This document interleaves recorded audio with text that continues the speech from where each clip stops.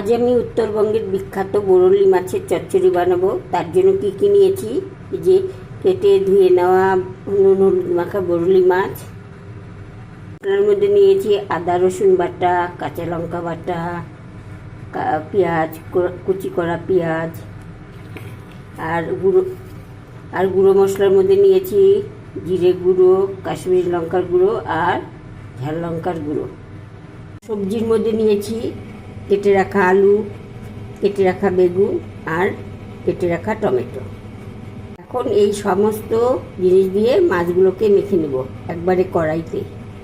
সবজিগুলো কড়াইতে দিয়ে দিলাম, রাখা মশলা আর পেঁয়াজ কুচি, বরলি মাছ, মশলা অনুযায়ী লবণ, চামচ হলুদ গুঁড়ো আর তেল কিছুটা।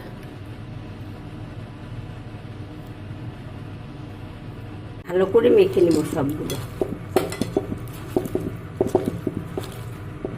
জ্বালিয়ে বসিয়ে দিলাম আর সামান্য একটু জল দিয়ে দিলাম। খুলে একটু বেড়ে দেব।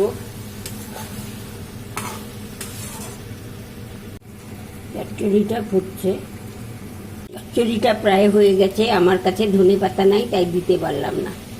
গ্যাসটা নিভিয়ে দেবো, চচ্চড়িটা নামিয়ে নেব।